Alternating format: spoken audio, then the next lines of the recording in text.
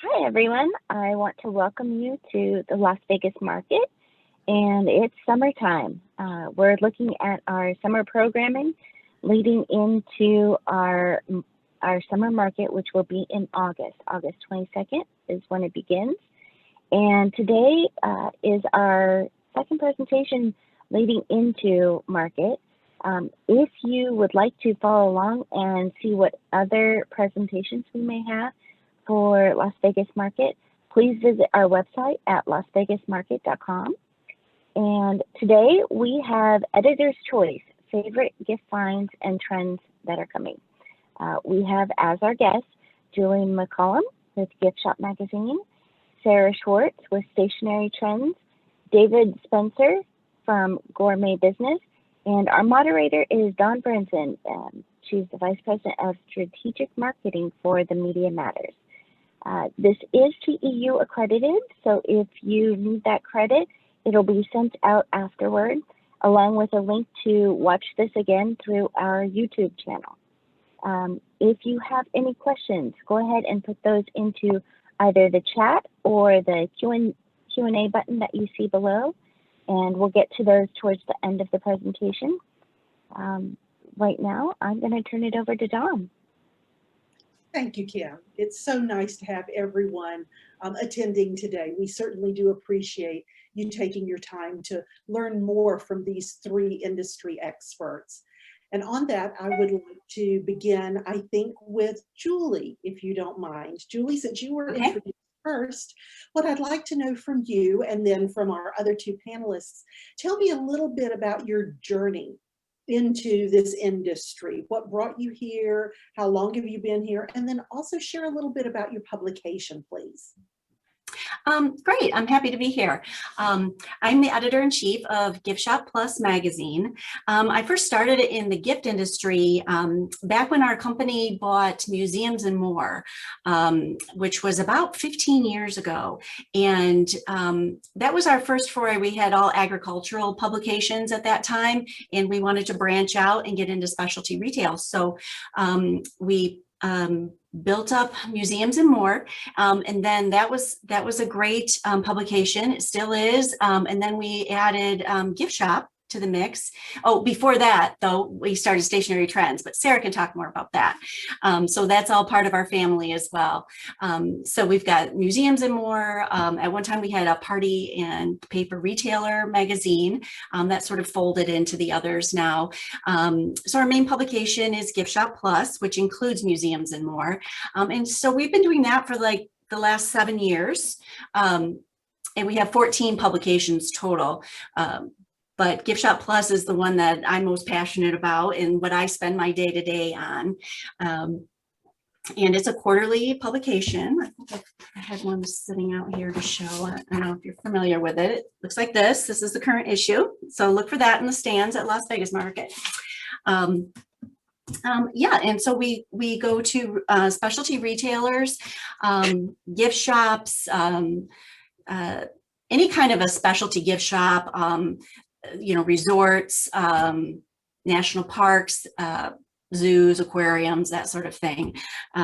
It's really reaches quite a gamut, home decor stores, stationery and paper shops, that sort of thing. So that's where I come from on the gift industry. Wonderful. Thank you so very much. I have a connection to your museum magazine from years ago. We can talk about that offline another time. Yeah. Wonderful. Great. And Sarah, it appears that Julie segued right into you. So let's go to you next. Tell us a little bit about yourself and about your publication. Sure. Thank you. Thank you for having me today. And thank you for that great introduction, Julie, or that semi-introduction. I'm Sarah Schwartz. I have been covering the industry, mostly focused on stationery since 1997, when I became stationery editor at Gifts and Decorative Accessories. I was fortunate enough to become the founding editor of Stationery Trends in 2008. The initial idea behind the publication was to create a design-driven trade publication that did not look like any of the other trade publications at the time. I used the shelter magazines as a model for what was at the time an unorthodox consumer-driven approach to trade publishing. Fortunately, our audience embraced the concept, and Stationery Trends has become a must-read for anyone at all involved in the stationery industry. They really appreciate print. We're very lucky that they appreciate print in a way that a lot of other audiences do not. And as a result, they look forward to each award-winning issue. I also have several stationery-related passion projects.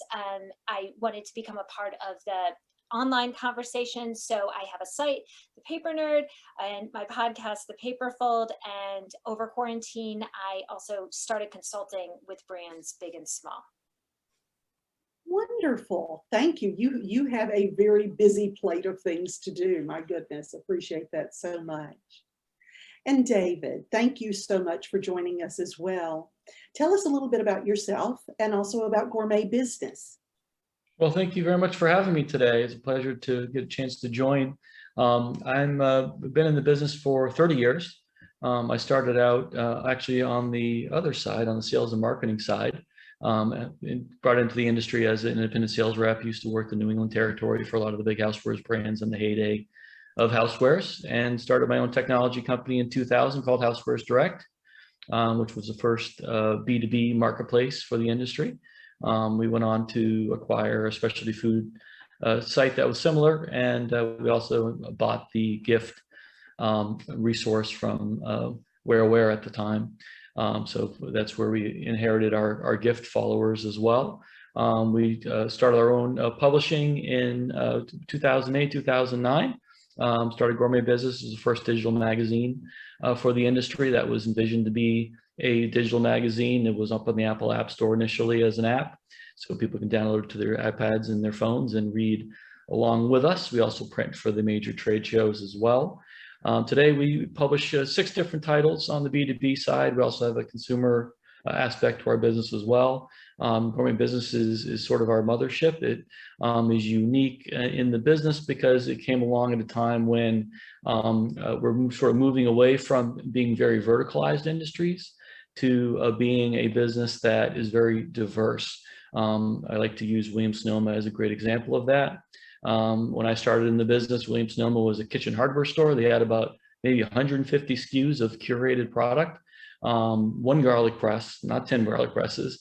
And that model eventually was taken by the big box stores and really forced the specialty people to sort of reimagine their position, and they became more diversified, more unique. And so now you walk to a Williams-Sonoma store today, you're seeing products from the housewares industry, from the specialty food industry, from the tabletop industry, and from the gift industry. And we cover all of those in the space of Gourmet Business over the course of the year to help retailers get their hands around what is happening. We've really focused on trends and new product. We think that it's very important that they have the right product on the shelf, on their floor at any given time, so we can help them increase their turns, and that brings them more money and brings all the suppliers more money, and everyone is happy. So we think it's a very important aspect of all that. So Gourmet Business covers all of those particular categories, but it only covers shelf-stable specialty foods. Obviously, the specialty food industry is much larger than that.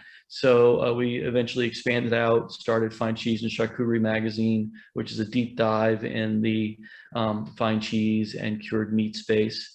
We also have a title called Fine Foods Quarterly, which is a general, larger overview of the specialty food space, particularly followed by the grocery clubs, and well, nowadays even Bed Bath & Beyond and TJ Maxx are becoming major food retailers. We also have a title called Quench, which is a deep dive into the beverage industry, covering coffee, tea, specialty beverages, and starting this fall, we are going to pick up wine, spirits, and beer in that as well, since so many grocery retailers today are also becoming large resellers of those categories of goods as well. And we also have a weekly newsletter that we do called Gourmet Bites. It goes out to an opt-in list. And we also work on Santé for the food service industry. On the consumer side, we have our own website called melangeme.com. I'll type that out for everyone so they can see it. That was our opportunity as a brand we started 6 years ago. It was a consumer sort of lifestyle title that helped us bring the world of houseware, specialty food, to consumers. All of our brands really felt strongly that we needed to do this because we did such a great job of working on our magazine. But it takes a different type of presentation. So we sought out to do that. About 2 years ago, we created a website around that brand and got very active in social media spaces. So you will see we post on a regular basis, and I do a weekly recipe from my kitchen here, talking about new specialty food products and new housewares products and showing people how to use them and covering techniques. And that's how I got into this business. I love to cook ever since I was younger, so it's natural for me, and it's fun to be able to share that. I felt that our generation, we didn't so much appreciate the nitty-gritty details of what was going on behind the scenes and how products were made. But the wonderful thing is that the millennials really do, because they have access to such incredible technology in their hands. They want to know where things are made, how they're made, what makes them special. They can probably give you all those answers within 3 minutes of encountering a brand for the first time. So it's fun for us to be able to fill in some of those details for them because we know so much about the industry. We also now have started an agency that specializes in social media for a lot of the brands that we work with.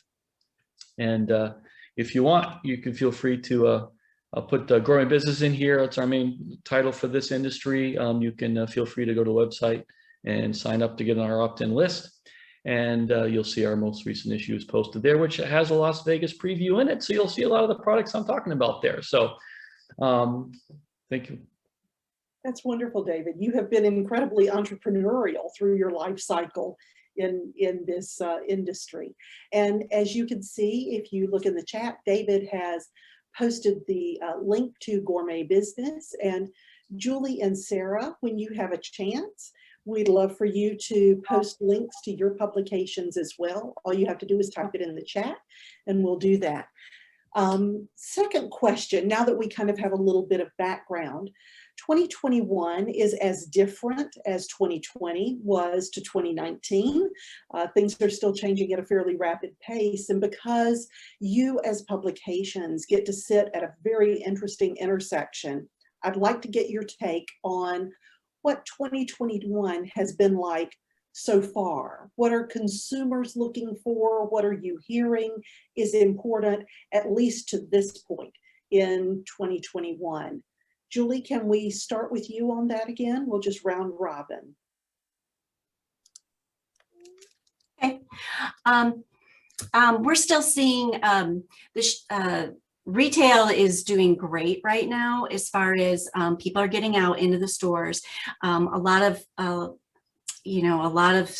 specialty retailers had to really step up their online game, their curbside pickup.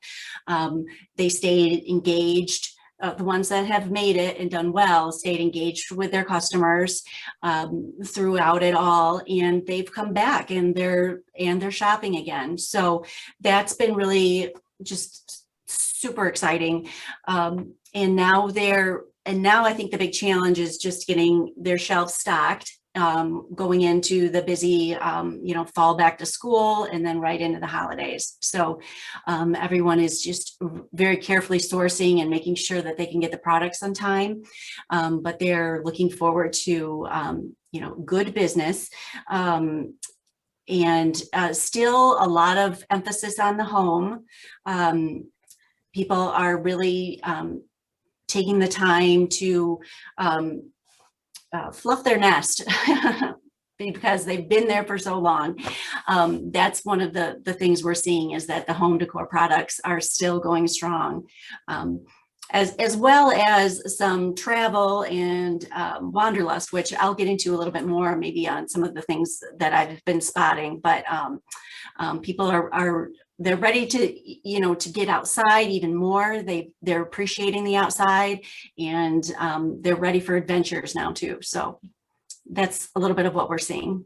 In terms of gift shop and specialty trends, and Julie, I'm going to lay this on you first, but we might talk about it across everyone's categories. You had mentioned really sort of getting your digital house in order, your online house order. Has the concept of buy online, pick up in store, is that something that you're seeing a lot of, or are your retailers embracing that? Where does that stand? Yes, and a lot of the retailers are really taking advantage of being able to sell right on their Instagram feeds. As far as the gift shops and like the apparel shops, Instagram's really been the way for them to go. They've added new features where they can post their shops right on their feeds. So they're doing their best to keep that updated, and still taking the time to, people will DM them and say, oh, I loved that top. Can I come by and get that? Will you save it for me? So, you know, on a more informal basis, they're doing that. And that's just that connection with their customers, way more than they ever had before, is enabling them to keep those customers coming back. Wonderful. Thank you for sharing that. And Sarah, from your perspective, what's happening so far in 2021 from just sort of how are consumers interacting with your retailers and that sort of thing? Well, in terms of consumer preferences, that you had touched on, that I see stationers responding to and makers responding to. If I had to pick buzzwords for this year that I'm kind of seeing within my segment, it would be authenticity, personality, and artisanal. Much of this is tied to the millennial baby boomer shift that has been mentioned. Millennials are now the main stationery and card consumers, and they approach communications a lot differently than boomers. They don't necessarily need a specific card sending occasion to reach out to someone they love. They work in a different process. They see an amazing product and think of someone who would like it. So messaging tends to be very straightforward and honest. An excellent example of this in action is a range like Quotations. When she showed at Market, she had crowds around her booth every time I walked by because she really hit the right notes. So I'm going to try to share my screen and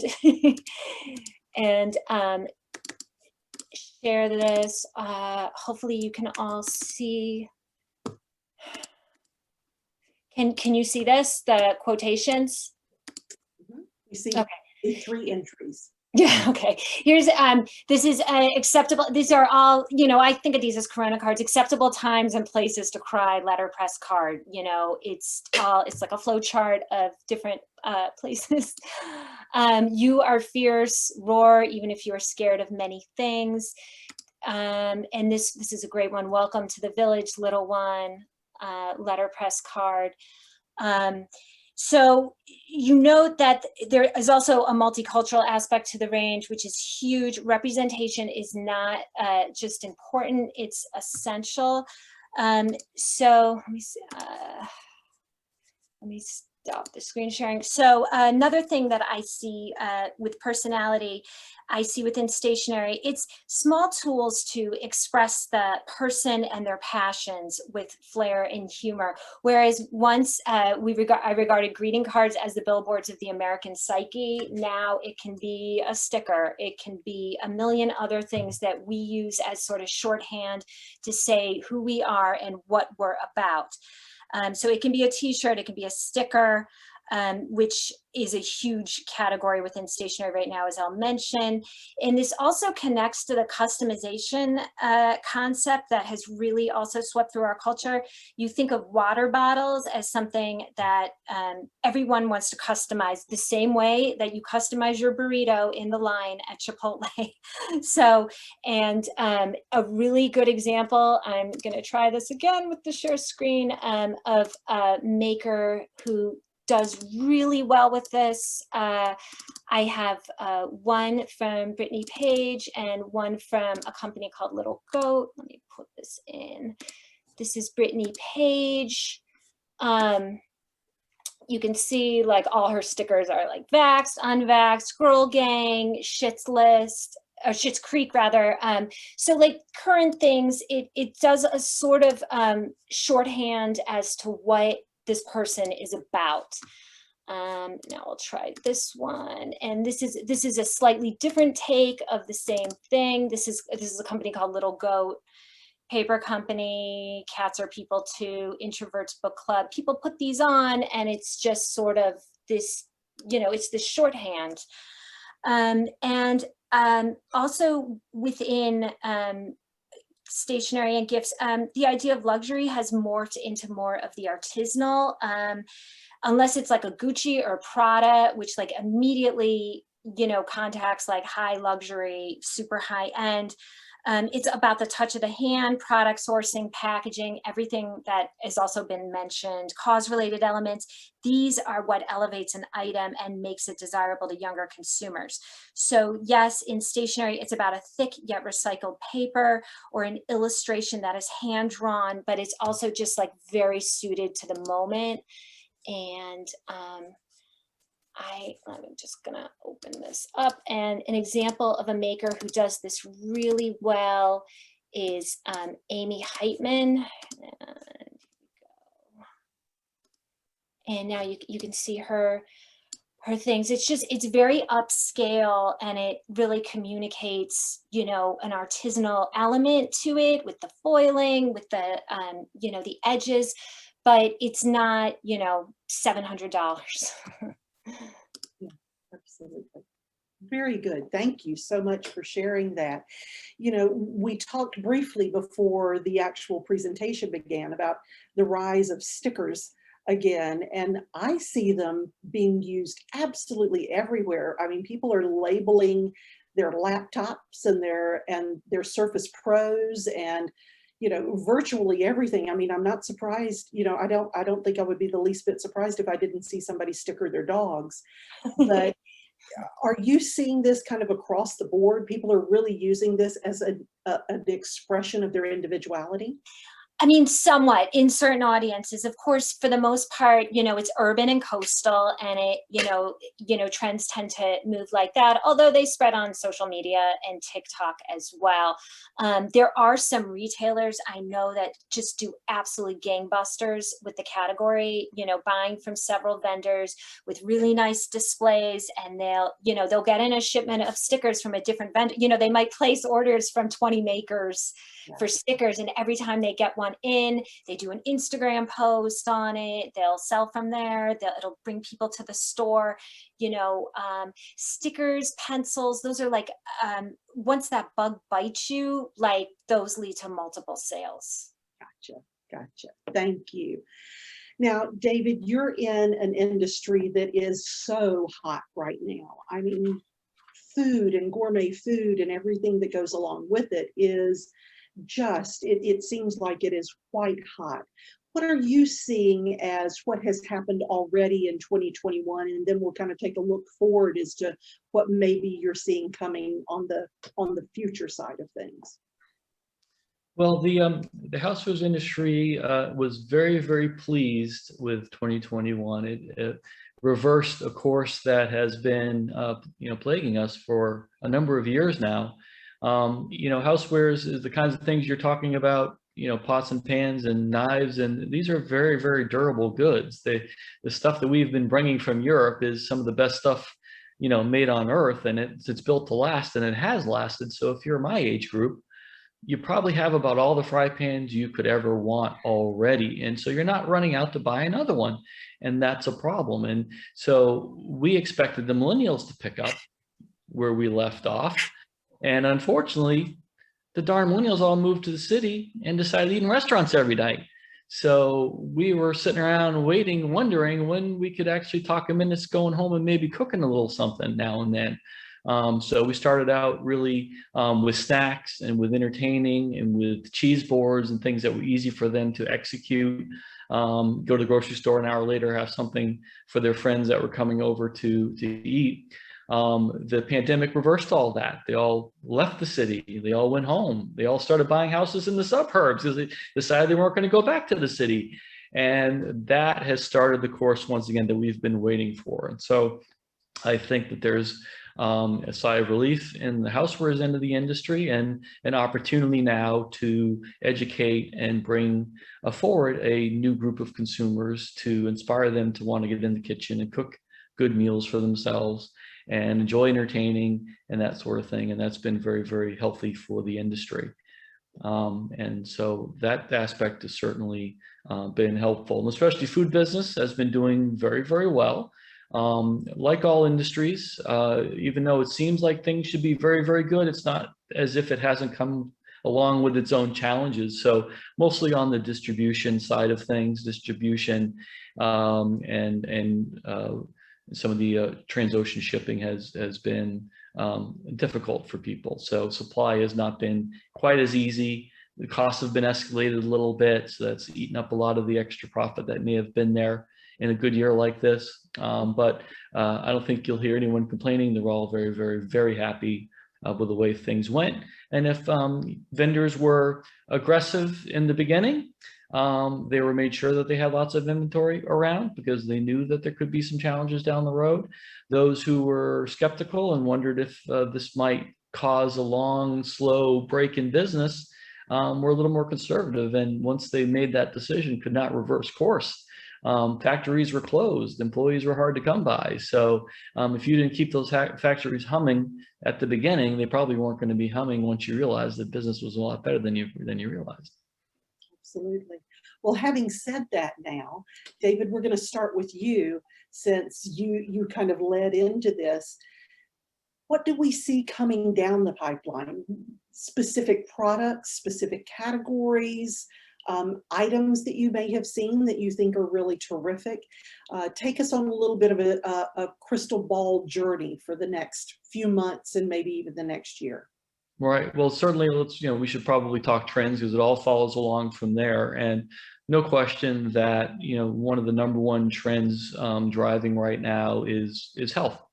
The younger millennials once again are taking over and driving the bus for this topic, and they're very concerned with the foods they put in their mouth. It's quite remarkable and amazing to see. I've been to some consumer food shows recently on behalf of some manufacturers, and we would be tasting out products, and a consumer would walk up to us and say, "What is this?" And you would explain it, and the first thing they would do is not reach for the product to taste it. First thing you would do is reach for the package and turn it around and read the label. Amazing, but true. And that's why clean labels are the name of the game now. So you are seeing incredible change throughout the industry. Jelly Bellies using all natural ingredients. I mean, things that you would never expect are having to change. It's time. And that's causing a lot of interesting new products to come to market out there and new product introductions. Again, looking at the younger consumer, which is, again, so important right now for brands. Certainly, we want to try and get the younger generation engaged with some of the housewares products that are coming out. And so one of the good, I think, strategies for that is sort of the combination of technology and housewares. They love their technology and they love things that are cool and trendy and they can show their friends. And so there's been a lot of interesting uses of phones, technology in your hand together with an appliance or a device or a product. An example of that, brand new product to market, which I think is going to be very, very hot for people that are into wine, is a company called Evian. It's a wine aerator, and I have it here. I'll post the website to everyone so they can see for themselves, but I do have it here and I can try and do a share screen here, see if I can make that happen.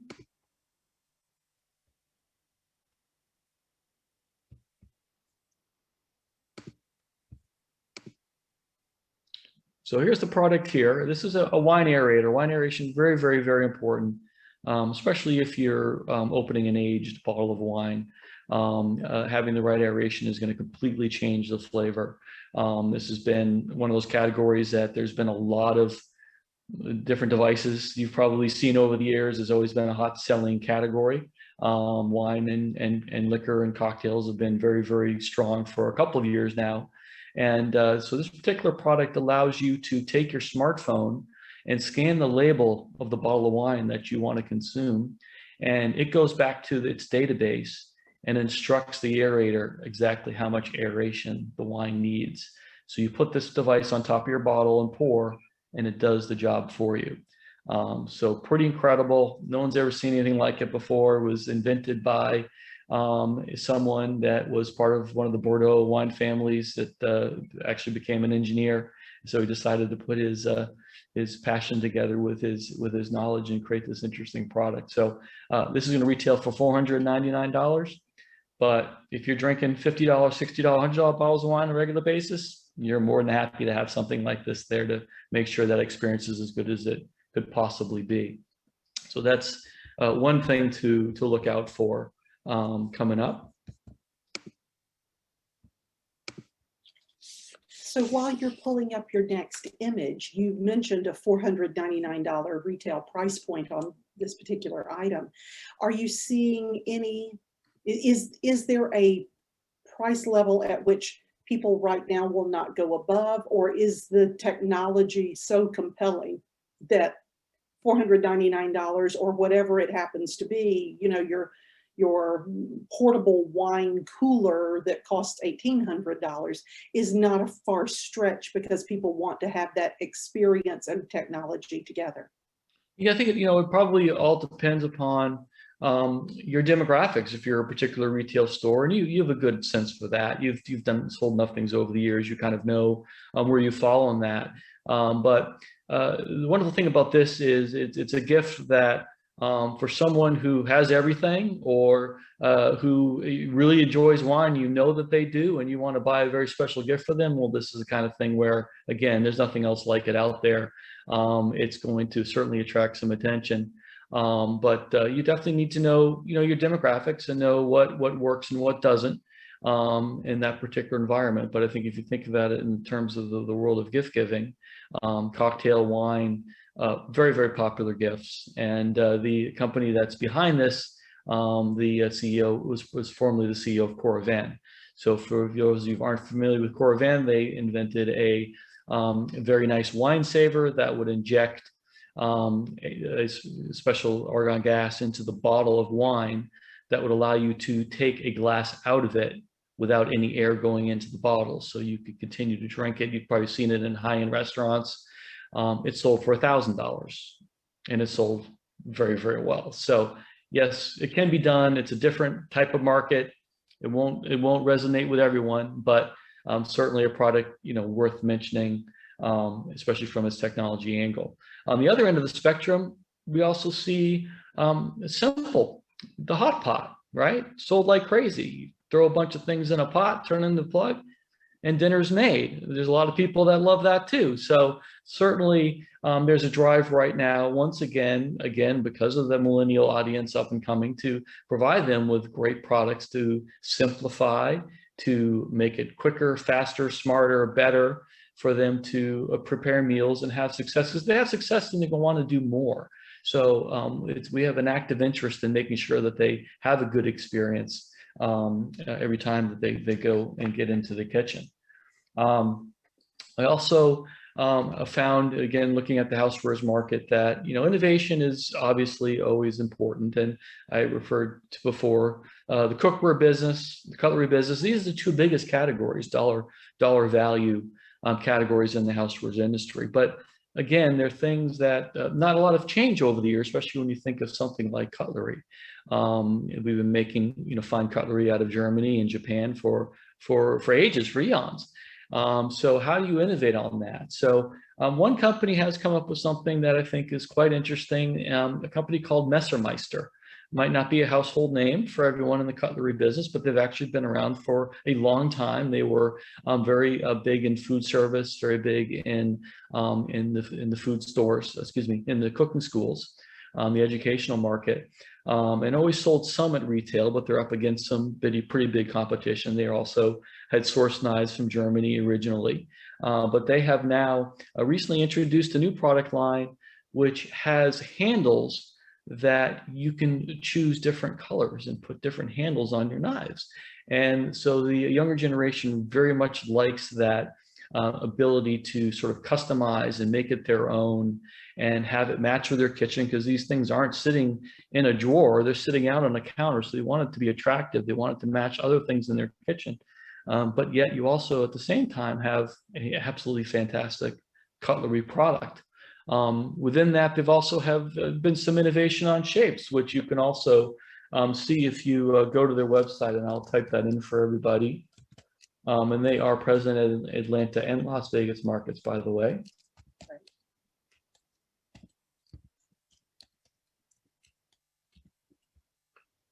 They also have a new knife that they're calling the Nakiri. And this is if you look at it, sort of almost like a cleaver, but a lighter weight cleaver, but also a vegetable knife. So it's sort of evolving the shapes to go with what's selling in the trends. And a lot of people that aren't comfortable with cutlery tend to like the bigger knives. There's more room for their hands, more hand positions for them to get comfortable. So a lot of times it's a good entry level way in. So this new knife, the Nakiri, well, it's already sold out, just to give you an idea. So hopefully they'll be back in stock soon, but very, very interesting shape and a very good indication of what you're seeing as far as innovation goes from the movers and shakers in the housewares industry. Also in the specialty food business, obviously more and more in the gift environment, people are waking up to the fact that specialty foods are darn good gifts. First of all, it's a consumable. So if you get someone something that they already have, well, if it's, the pot and pan, well, they already have that pot and pan, then that's a shame. But if it's a food product, well, even if they have it, they're going to eat it and they're going to want some more. So it also happens to bring them back into your store, versus other products that, they have to replace it once every 30 years. So we think the specialty food business is a particularly good place to find interesting things, opportunities to cross merchandise and make the store very, very distinctive. And there are just so many great, wonderful, distinctive foods in the world. The Summer Fancy Food Show has been rescheduled this year. It's coming up in September. So anyone who wants to get to New York City can have a firsthand experience of what it's like and meet a lot of the great brands. We also have a publication for that as well that you can follow along with. But I think especially foods and the intersection of that with the house and gift business are cheese and charcuterie boards. Big topic, popular in the restaurants. And so the first thing that happens in the restaurants, and that's why following food service is so important, because what's happening in food service is eventually going to find its way into the home. People are going to want to recreate that experience themselves at some point. And so a lot of people are starting out with, if they're having a cocktail party, doing a nice cheese and charcuterie platter. And I found one interesting introduction to that group, and there's a lot of examples of that, with a company called Picnic at Ascot. They have a showroom in Atlanta, I believe. They're also present somewhere in Las Vegas. But Picnic at Ascot had some new charcuterie boards that had a routed out S in it, for instance. And the purpose of that, in addition to being somewhat decorative, was that the crackers sit inside of that and don't roll around. If you've ever put crackers on a board and tried to carry it to the table, you know what I'm talking about. It's a very frustrating experience. It's hard to get it to look just right and just perfect. So that simple change allows you to do that. And it looks very neat and creates a design already for someone who's looking to entertain. So look for that. I think that's an interesting product. Shall I go on, or should we give someone else a chance? I was going to say, let's go backwards now. Sarah, could we spend a little time with you in terms of looking forward, prognosticating what you're seeing in new products or new trends for the rest of the year, or moving forward even past that?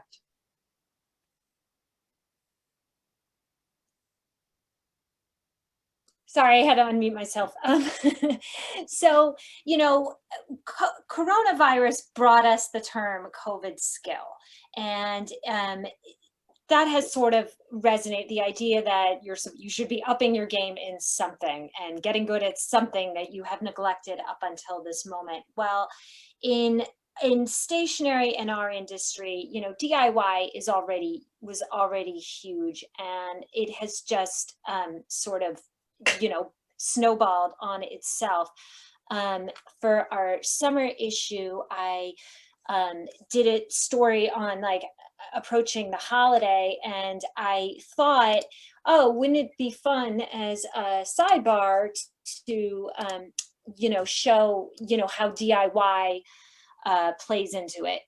And I was really surprised once I sat down and really was talking with people about how many holiday traditions there are that are family oriented, that retailers can kind of like help spur on, however it is that they are able to operate during the holiday season.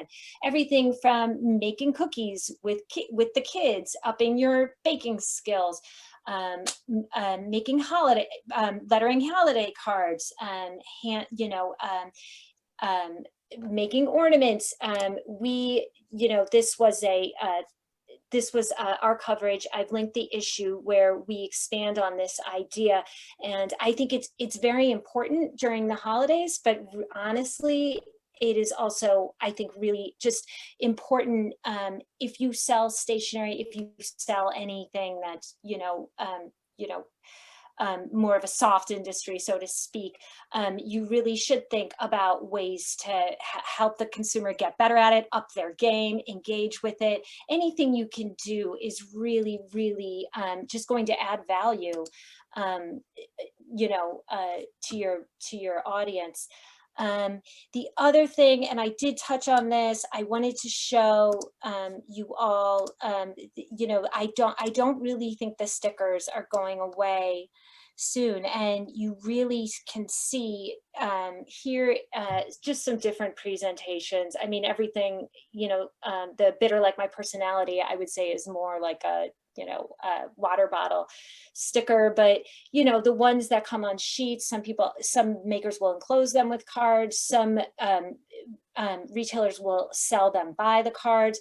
There's also planner stickers. It's really a very, very engaging category, and it's just one that's resonating.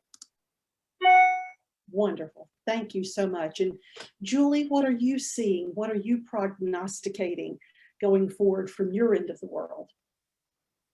One thing that I'm seeing, and this was helped along by one of our sister publications, Lawn and Garden Retailer, and they just got back, our editors and team just got back from the big trade show for that, Cultivate, and they came back with some pretty amazing figures. There's 18 million new gardeners since the pandemic. Everyone started a garden. So one of the things that we've seen then is that garden and that outdoor living, people are taking everything outside. They're really sprucing up their patios in their gardens. I've pulled a few products that have just caught my eye. I'm going to share my screen now. Hopefully you'll be able to see this. Did that work?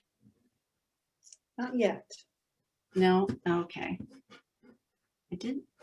Sorry, I've got two screens going. Oh dear.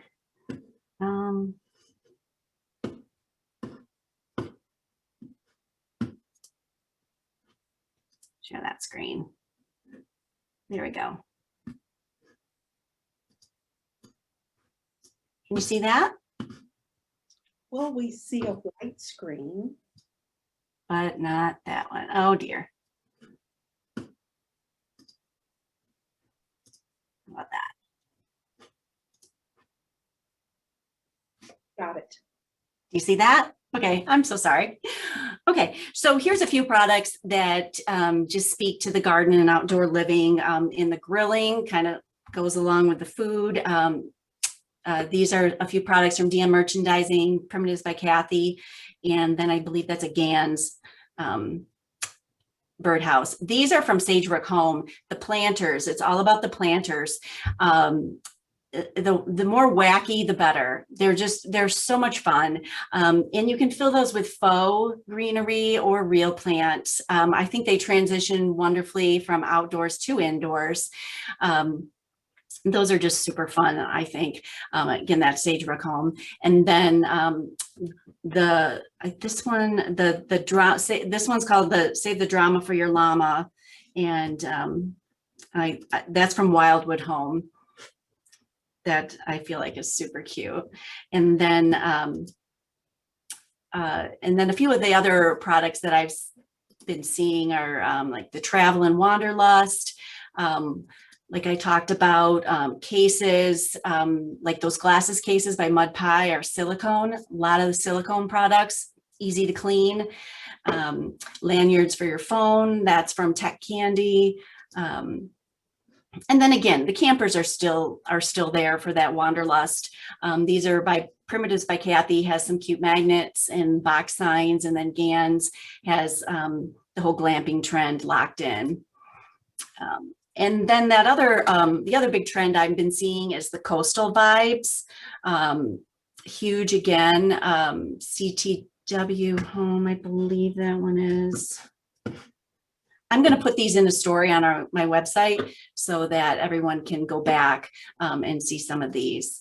Again, these are all Mud Pie products with the oyster shells, the Turkish towel, beach towels, just a really big presence. And this is a new collection from Peking Handicraft, which really taps into those natural textures, which complement that coastal home vibe so well. Seeing a lot of that. And then also this one by Gans, I believe, is just those blues and the greens. Like I said, everyone's feathering their nest still. So, and then that leads me into my one last trend is the unapologetic humor. And I think you've seen a lot of that from some of Sarah's cards that she shared also. These from Totally Gift. So much fun. And people, everyone's just, it's all hanging out there. So, and that's all I've got. I'm going to stop my share now. So there we go. That's wonderful. Thank you. Those are some great trends. Yeah. Well, as we circle around, there are always ways that you as editors and journalists see things before or deeper or differently than those who are deeply embedded in the retail side of things.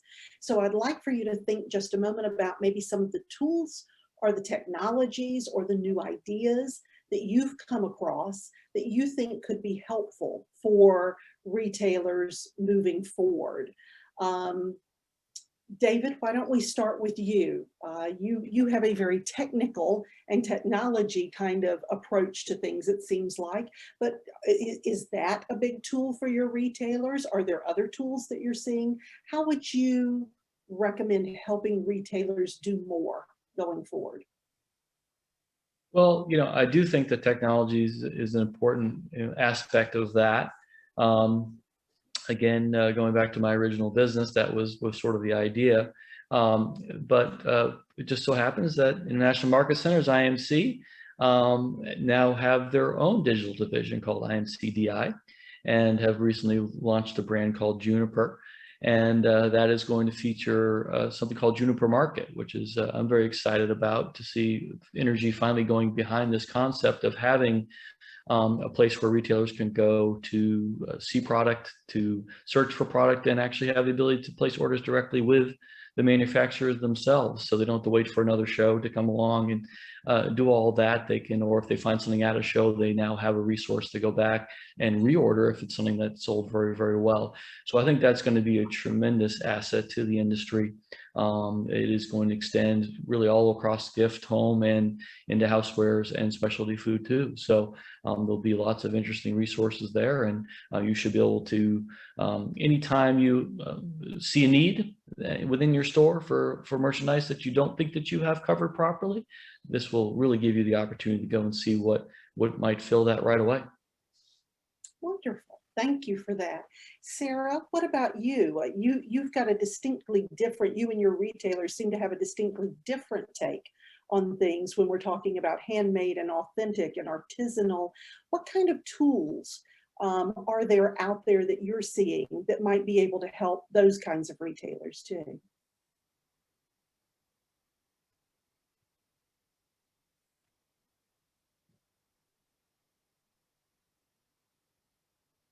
There we go. Sorry about that. It wouldn't let me unmute. So I think if the past 18 months have taught us anything, it's that you should always have a plan B.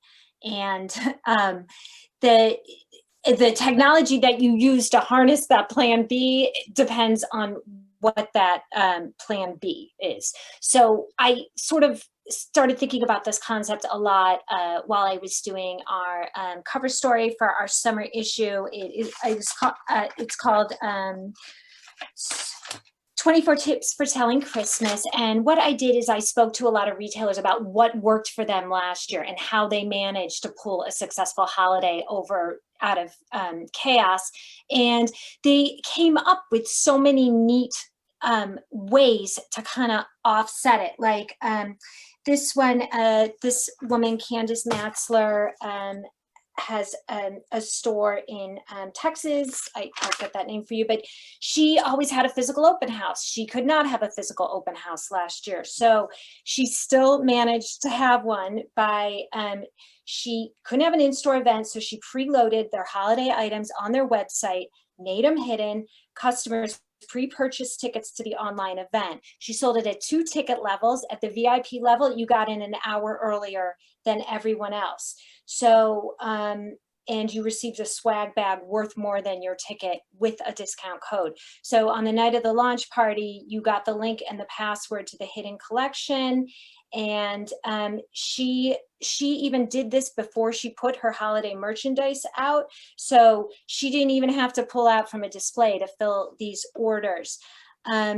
So it was a way to, you know, still have an event in a, you know, harnessing technology in a really, really creative way to still have a party, still have an event. So I think it's really just a matter, if I had a store, I would be hoping for the best and be planning in-store events and with my fingers crossed, but I would also be operating on a hybrid model, just preparing for any eventuality, trying to have a strong online presence. Okay, it looks like I'm not going to be able to hold that workshop. Okay, I'm going to stream it on Instagram. I'm going to throw it into a YouTube video, you know, whatever it is. And you just want to you know, continue things that worked, like curbside pickup. I've spoken to a lot of retailers. I know that's not like high tech, but still it's a customer tool that makes it easier. So most of them, a lot of them are still planning to offer it through the holidays. Customers like it, and why stop it?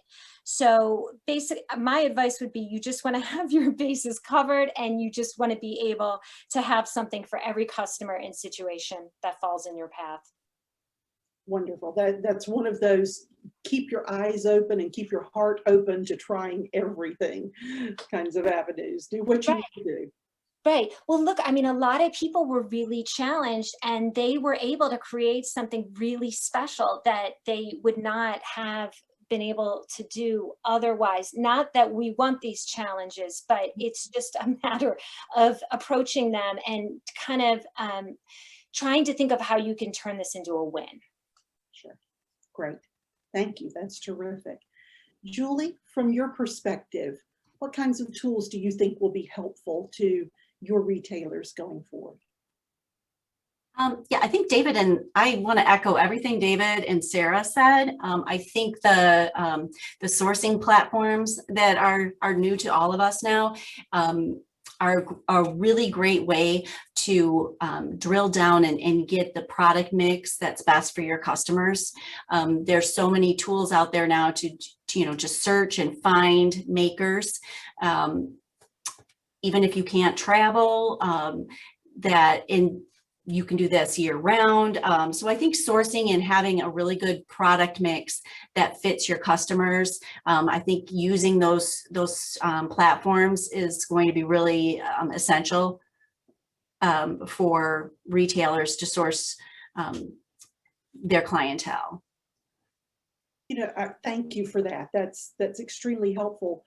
What I'm hearing from all three of you, in a way, if I had to distill this, was something that we as marketers have said for a long time, but it's think like your customer. Stop thinking like a retailer.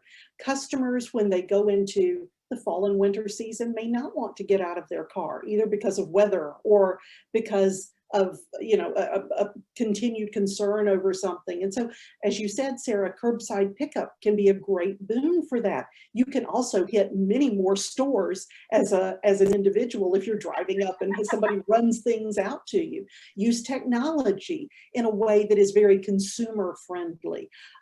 Be prepared to offer things in a way that allow your consumers to live the kind of life that they want to live around the times that they are making purchases. So that's what I'm hearing. And as a little bit of a close from the three of you, and I'll just open the floor, is there any additional advice that you would like to provide? Anything that you want to say vis-a-vis Las Vegas market or other markets or anything along those lines? The floor is open to you. Well, I was wanting to maybe circle past the tabletop market, which we haven't addressed yet, and had some interesting examples of how trends are finding their way into this end of the market. So we've already seen probably for a couple of years now the trend towards sort of mix and match fun. The tabletop market has really moved away from sort of fine dining and dining rooms to more casual and fun, and giving the ability for people to put together their own collection of place settings to make have their own look. Everyone wants to be distinctive and unique, and that allows us to do it as opposed to going and buying a 20-piece set that's all the same exact color and pattern. So moving on with that trend, I also think that millennials still want that elegance. They still attracted to elegance, but they also want simplicity. And some of the things that we used to produce, required very fine handling, polishing, you name it, and that's not attractive. And so some companies, I think, have come up with some fantastic products that sort of bring that to a head. One example of that would be a company called Pampa Bed, a company designer based here in America that I think sources out of Argentina, I believe. And I can give you an example and show you their website as well. But what I think that they've done is interesting is that they have just beautiful colors, and this is all high-fired porcelain that's dishwasher safe, it's tarnish free, it's stain resistant, it's freezer safe, and it's oven to table. So it really ticks all the boxes, and it's really because of the fact that most of them have a metal rim around them that you probably can't use it in the microwave as well. But I think that it's really an incredibly looking good product. It stands out to me, and I really like the Sunset by the Sea collection because it gives me everything that I think is hot right now, that being the royal blue. Blue's been a big color for quite some time, and giving it that sort of gold rim, I think just gives it a sort of elegance that's just beautiful, and all the very, very affordable price point, which again is very important, I think, right now.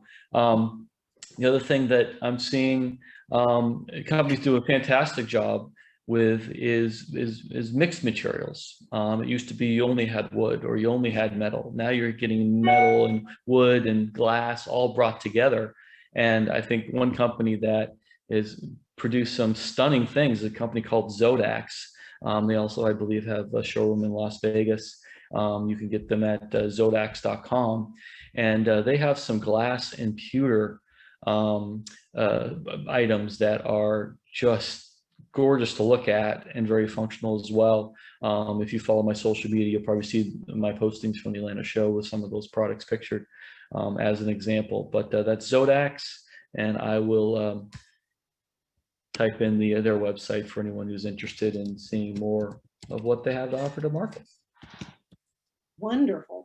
Those are exciting new products. Thank you for sharing those, David. That's terrific.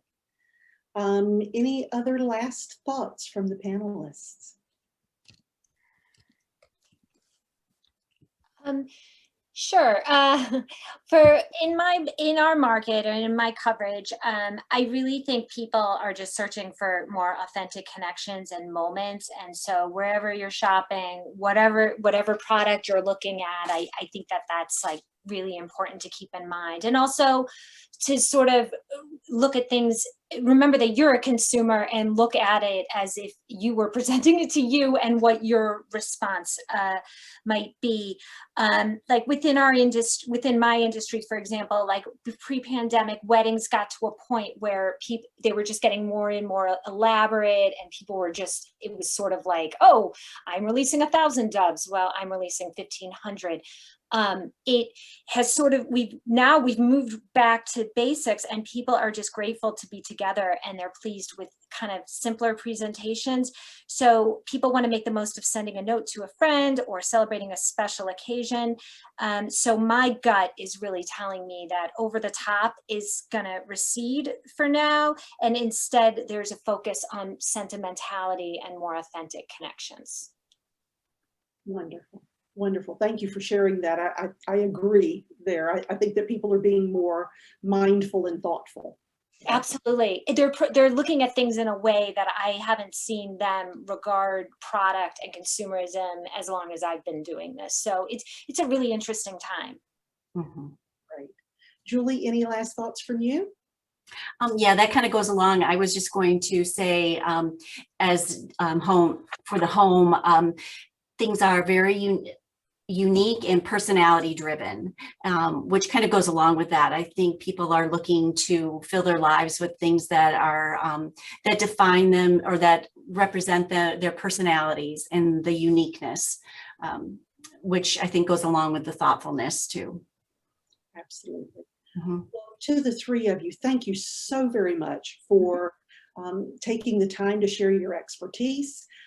I know that your magazines are going to be very well read now that we have everything over in the chat. We encourage all of our viewers to check out the magazines and the websites that were provided, and be sure to subscribe where that's available to both newsletter, print, and digital editions. Mm-hmm. And we look forward to seeing you at upcoming gift and home markets very soon. Kim, is there anything else that we need to do today, or can we close out today's coverage? I think Kim had some issues, but I don't see any questions on our end. And so if there are any, anyone can leave them on Facebook, and we can forward them on to everyone, all of our participants. And we thank you guys so much for joining us today. Thank you for having us. Thank Yeah, you. thank you. Thank you so very much. We look forward to the next IMC online event very soon. Take care, everybody.